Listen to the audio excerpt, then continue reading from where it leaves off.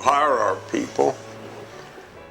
I had been through the 30s when we had the terrible depression that they speak about, and that I had gone through the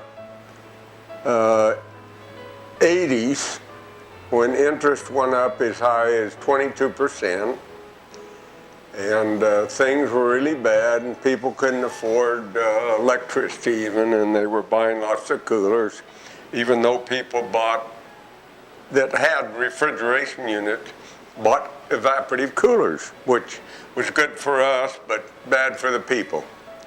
And then I also got this feeling that I had that it just was a time. When I summed it all up, I felt like this is a time to sell it. It's a time for me to get out because of my age, because really didn't know what was going to happen. I had a feeling that we were starting, when we drove around, we were seeing more vacant buildings, and something was going on, but nobody was saying anything about it. And there was a feeling that we had to sell it, and we sold it.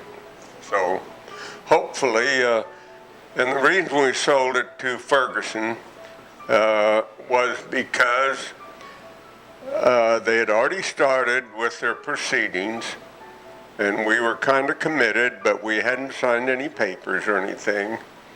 But we felt that they would do a better job in taking care of our people. We had about 178 people right at the time, and we felt that a lot of these people were like brothers and sisters, even though they weren't.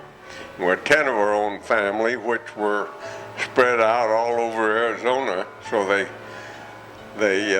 were working in different capacities in our stores.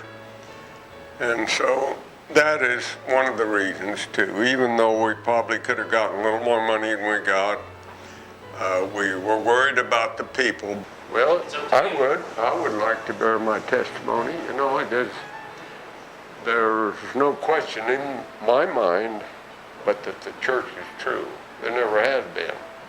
Even when I didn't know anything about the church, I felt it was true because of my grandparents and my mother telling me the church was true. But as time went on,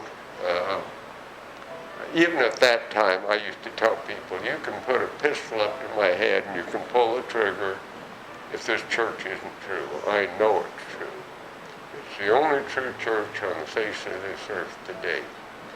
And there has never been any question about it. But of course, as time went on and I started to study the scriptures, and my grandmother started telling about coming across the plains and settling up in Thatcher, Arizona, and all the trials and tribulations they had, and talking to my aunts and my dad's sisters, and you know, going to church and with all these different things, I still feel the same. There is no question in my mind that this is a true church.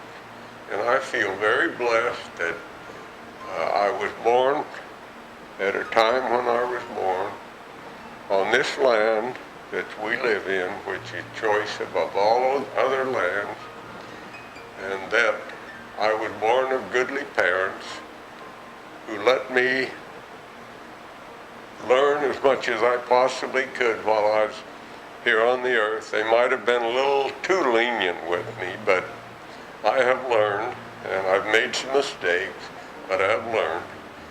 And